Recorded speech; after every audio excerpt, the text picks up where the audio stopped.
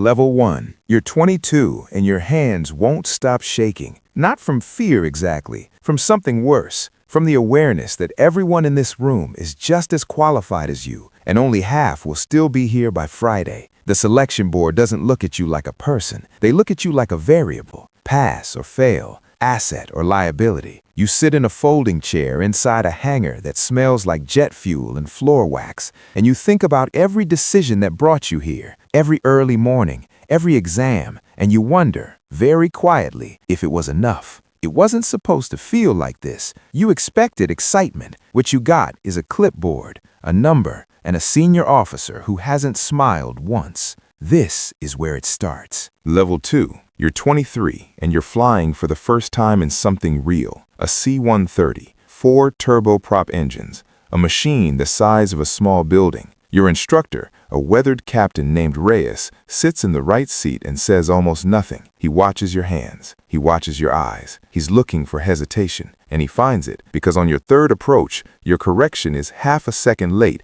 and the aircraft drifts 12 feet left of centerline before you catch it. Reyes says nothing. He just makes a mark on his clipboard. That night, you lie in your bunk and replay those 12 feet 100 times. You think about what 12 feet means at full cargo load, in poor visibility, on a short runway in a country where the tower doesn't speak your language. You realize something that nobody told you in ground school. Skill isn't enough. Speed is everything, and you're not fast enough yet. You go back the next morning. You don't talk about the 12 feet. You just fly. Level 3. You're 24 and you're certified. Your wings feel lighter than you expected. A small metal pin against your chest that doesn't announce anything. Your first real assignment is a transport run. Boxes and crates destined for a forward base. Nothing classified, nothing urgent. Routine. Except nothing in this job is routine. Not really. And you learn that on your second week, when the loadmaster, a wiry sergeant named Okafor, tells you the cargo has been rebalanced and the center of gravity calculations need to be rerun before departure. You almost missed it. You almost signed off and taxied out. You rerun the numbers. He was right. The load was off by more than acceptable margins. Quiet, invisible, dangerous. Okafor doesn't make a big deal out of it. He just nods and says, always recheck. He says it like it's the most ordinary thing in the world. Like it's not the reason you're both going home tonight. Level 4. You're 27. You've done enough runs now that the anxiety has shifted. Early on, fear lived in your chest. Now it lives somewhere deeper, somewhere harder to locate. You're good at this. That's the problem. Competence creates a false floor. You start to assume you know what's coming. And the moment you assume that is the moment the job will prove you wrong. It does. You're on a night run over mountainous terrain, carrying emergency medical supplies to a remote outpost when your aircraft takes a sudden severe turbulence hit and 3 cargo pallets shift. The aircraft yaws hard. The loadmaster is thrown off his feet. You have 3 seconds to decide whether to continue or divert, and both options carry risk, and neither option is clean. You continue. You stabilize.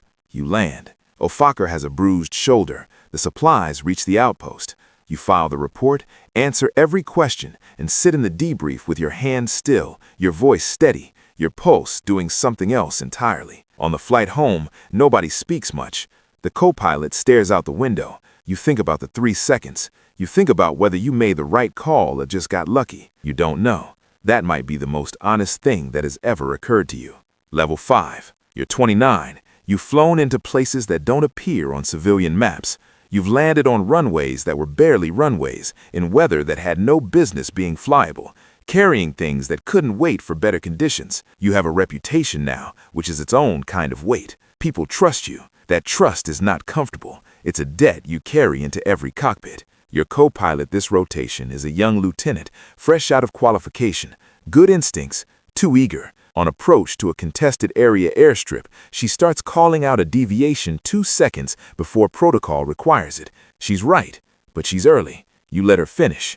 You correct. After landing, she looks at you like she needs to know whether she did something wrong. You tell her she did well. You mean it. But you also think about what Reyes would have marked on his clipboard. Level 6. You're 31. A mission goes wrong in a way that doesn't make the report in full.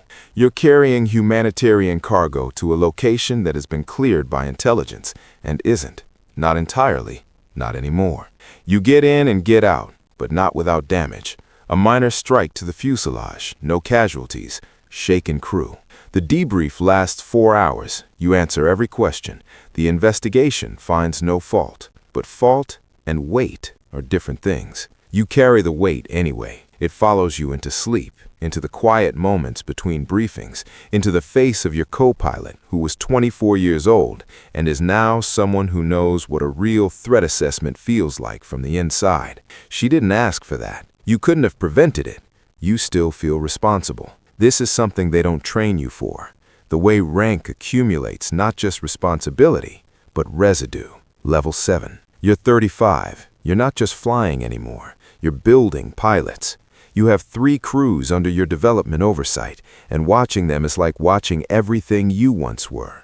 Eager, careful, not yet fully formed. The young ones make the same mistakes you made. Sometimes you let them. Sometimes you have to intervene. The hardest part is knowing which moment requires which response. A junior officer, Martins, has exceptional instincts but a dangerous habit of self-correction without communication. He fixes problems before he reports them. In isolation, that's competence. In a crew environment, it's a hazard. You tell him this during a debrief, and he nods and says he understands, and the next week, he does it again. You don't yell.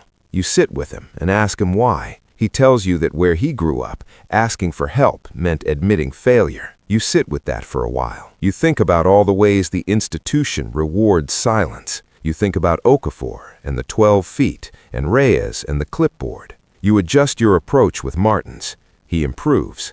He's going to be very good.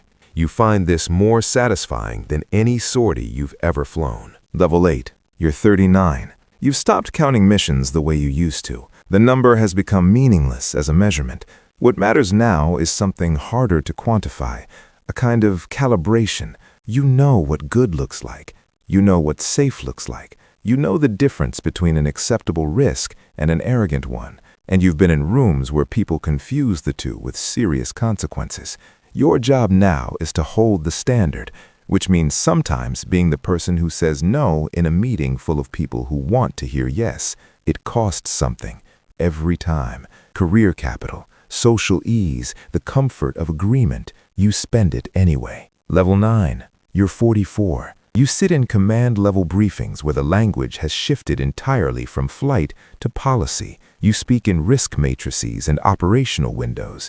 Somewhere along the way, the cockpit became occasional, ceremonial almost, a reminder of what this whole structure is built on. You still fly, not as often, but when you do, the aircraft feels different now. Not smaller, but more familiar, the way a place feels when you've known it long enough to stop noticing it. You fly a supply run with a young crew, no pressure, no threat environment. You take the left seat. The young co-pilot is 22, and her hands are shaking. You don't say anything about the shaking. You just let her fly. Level 10. You're 50. The ceremony is modest. That's how you requested it. There are speeches, brief ones, and handshakes, and a photograph that you will look at only rarely because it captures a version of you that feels simultaneously accurate and incomplete. Afterward, you sit in a hangar, not unlike the first one, though the smell is the same, exactly the same, jet fuel and floor wax, and you let the quiet settle over everything. You think about Reyes, who retired 15 years ago and died 2 winters past. You think about Okafor, who never became a pilot but trained 50 people who did. You think about the young lieutenant who became one of the best mission commanders this branch has seen. You think about Martins. You think about 12 feet. You think about 3 seconds over a mountain range at night with a shifted load and a bruised loadmaster and 2 options and no clean answer. You've spent 30 years moving things, supplies, medicine, equipment, occasionally people, from where they were to where they were needed. That's what the job was, at its plainest. But what you moved most, you realize now, was something less visible: confidence, discipline, the knowledge that someone who knows what they're doing is in the seat. You gave that to a lot of people. Some of them gave it back. You stand up, walk to the edge of the hangar opening, and look out at the flight line. The planes are still there. They were always going to outlast you.